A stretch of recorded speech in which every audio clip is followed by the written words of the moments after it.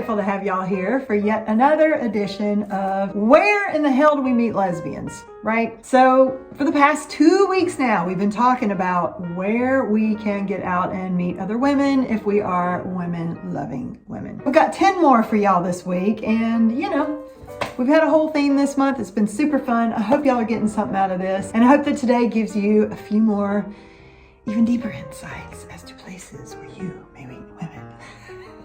Y'all, I tease. Number 20, where are we? Number 21. Y'all ever heard of this little party called Dinosaur Weekend? My gay friends call it Dinosaur. They say, don't get your dinosaur. I said, that's none of your business if my dinosaur or not.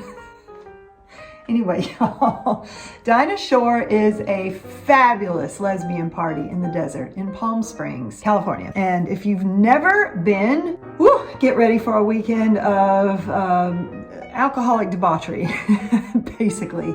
But just lesbians as far as the eye can see. Did y'all hear that? That scared the crap out of me. That was hopefully my makeup order coming through the door. Anyway, Dinah Shore, y'all, is really an incredible time. And I might have met 2 girlfriends over the years at Dinah Shore when I was younger, because I don't drink anymore, y'all. If you drink and if you want to go, and if you're still curious about it and you've never been, it is, I would say, all kind of age ranges, to be honest. Most of it's 20s and 30s, but there are absolutely women in their 40s, women in their 50s, women in their 60s, and they all kind of find each other. It's a big pool party, and there's usually several musical acts as well. It is just one massive party. It's like, we call it spring break for lesbians. It's so fun, and it's usually at one hotel central. Sometimes it's over 2 hotels or parties spread out throughout Palm Springs, but good Lord, y'all, it's a lot of women. Having fun at a big pool party. And at night they have these dances and you dress up. It's real cute. If y'all never tried that, it's a lot of fun. So I'm going to tack this on to the same number because I feel like these are 2 very similar theme parties. Brandi Carlile has a weekend now too. I think it's called Girls Just Wanna Weekend. Pretty sure it's once a year. I've never been to that one, but for those of y'all who also listen to Glenn and Doyle, listen to their experience of going on that trip, and it just sounds fun. And I've had friends who have been and they just say it's a blast, and it's musical acts and whatnot, and another really fun weekend. I want to say it's in Mexico. I'll link the information down below as per usual. So y'all go to the show notes afterwards if you want to see this list and the links to these things. I will list it all for you. That one I also feel like is inclusive of non-binary, maybe transgender, and also just our straight ally friends who just want to support. Dinah Shore, I feel like, is a little bit more lesbian centric. I could be wrong. I haven't been in many years, but when I went, it was very lesbian centric. Either one, y'all check those out if that's anything that you're curious about.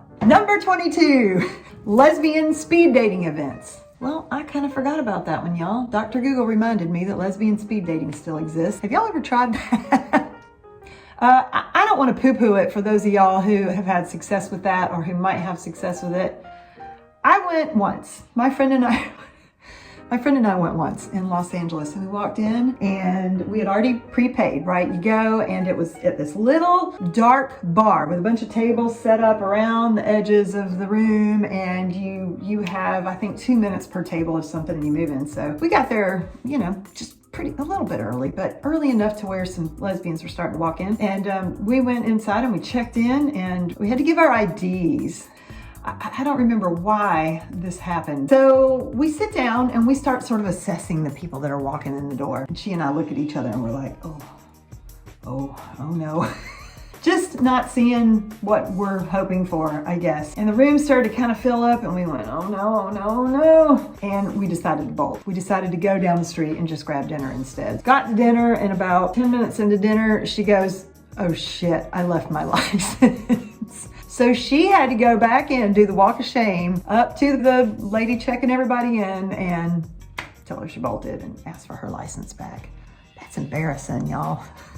But really funny and made for a great story, and I laughed at her a lot. Anyway, so I can't say that I've ever successfully completed a lesbian speed dating event, but again, they do exist. And if y'all are brave enough to get in there and do that. Who knows? I'm not saying I wouldn't do it again. I would do it again if I'm in a place where I feel like I want to try that. Okay, next. 23, Lesbian Podcast. Have y'all ever heard of a good lesbian podcast?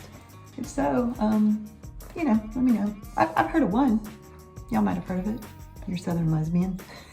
So I'm not saying, y'all, that lesbian podcasts per se are the way that you're going to meet somebody. But what I am saying is that if you were born a woman, or if you now consider yourself a woman, then you're born kind of a natural detective. You know what I'm saying? So shop the comments, ladies.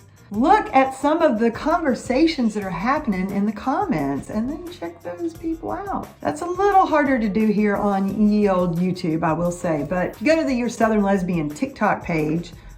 That page is pretty happening. There's a lot of comments happening on some of those videos, and there are ladies looking, y'all. There are ladies looking in those comments. So get your butts over to the TikTok and shop the comments. Number 24, lesbian history tours.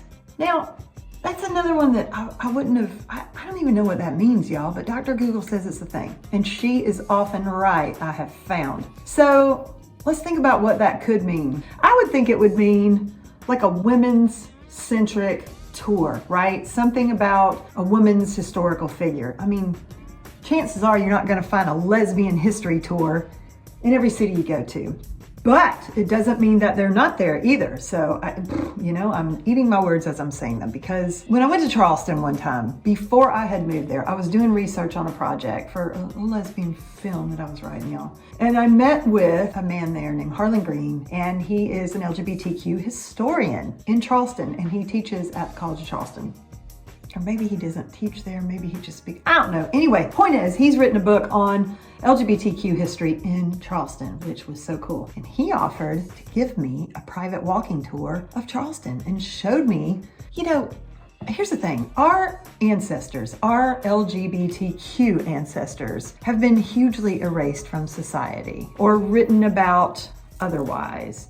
You know what I mean? Like they'll say that, oh yeah, there were two women who lived here. This one was a famous writer and she had a woman who lived with her. They were really good friends. Yeah, right. We all know. We all know better. So if we get just a little bit curious and we dig a little bit deeper, there might be something there. So look for those tours, because I had no idea that sometimes they give these type of tours there. There's this bookstore that talks about these things there. You never know. So get curious, dig a little bit. Maybe those tours are out there. Maybe they're LGBTQ history specific, but maybe they're just women specific, if you know what I mean. And we all do know. And listen, when you hear the story of a woman, like look at freaking Gentleman Jack, Ann Lister, whatever. You read those stories and you go, yeah, we see family. We know family when we hear family. Anyway, all right, next. Number 25, LGBTQ choir or musical groups. I love that because as someone who loves music, I just think that would be so fun. Now, I will not sing for y'all because you might not come back. But when I was in college, I did sing in a choir. Yeah, thank God there were a lot of voices around me. That's all I got to say. And I don't know how I got into that, but it was fun. I enjoy singing. I don't think anybody should be subjected to my singing, but I sure do enjoy it. So maybe that's karaoke for you. I don't know. Now, certain cities do have gay choruses. It's usually a bunch of men. Like Palm Springs has a men's gay chorus. I think Los Angeles and New York probably has one. I don't know what this means exactly, y'all, either. But gosh, I like the sound of it. And I like the sound of karaoke anyway. Maybe it's something you can plan, right? Dr. Google doesn't give me all the details. Y'all, she just gives me a list and then I have to kind of sleuth it out for y'all. You're welcome. But maybe it is something you create, or maybe it's just you plan a karaoke night where you just show up at a karaoke spot and see who gets up there and cheer her on a little bit. I don't know, just suggestions.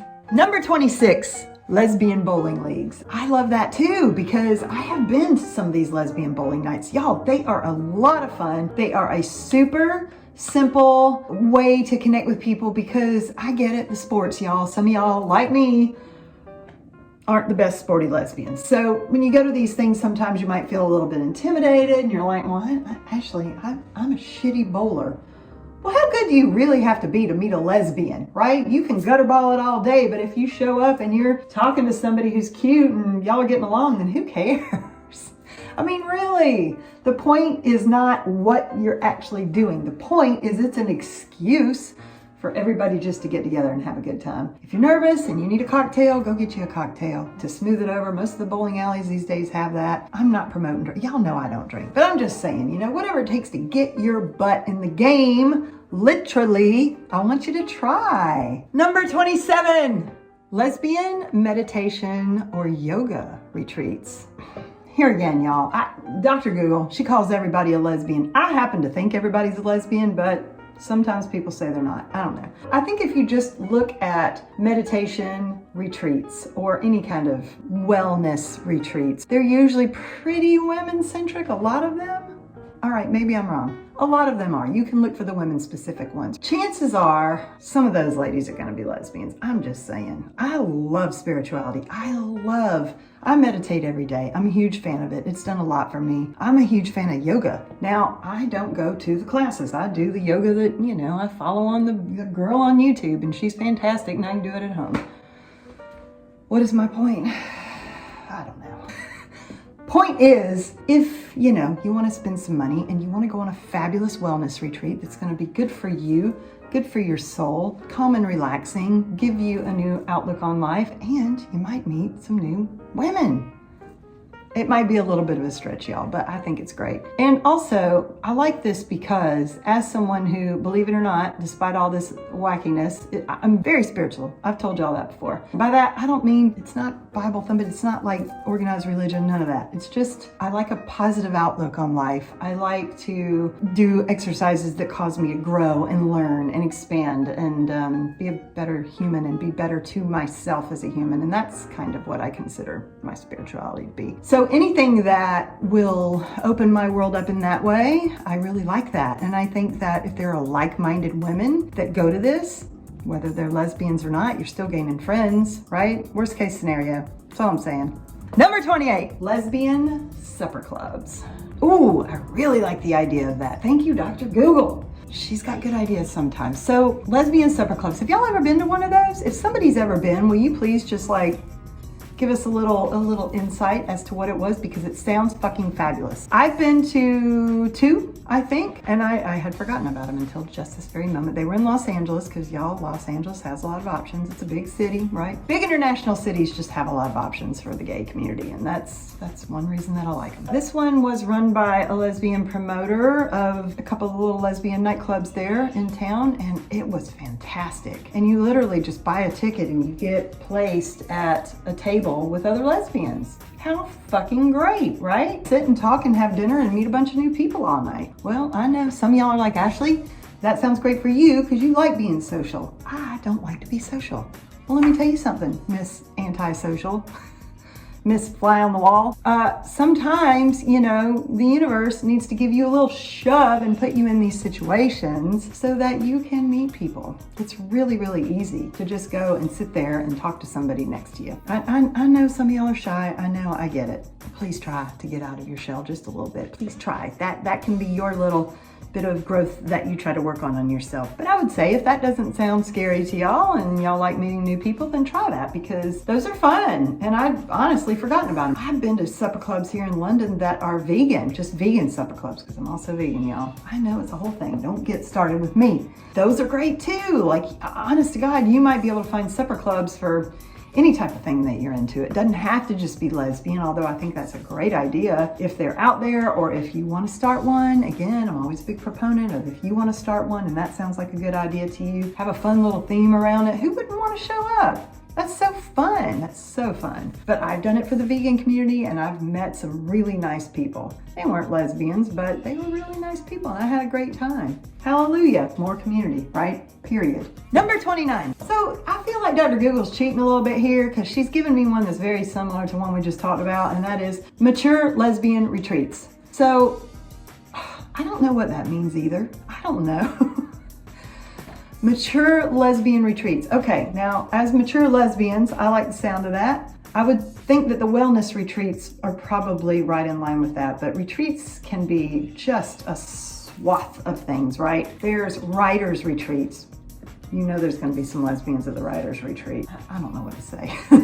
but I like the sound of it. So if you're into something and you think there might be a retreat around it where you get literally shoved away in a log cabin for a weekend with another hot lesbian, maybe it's something worth looking into.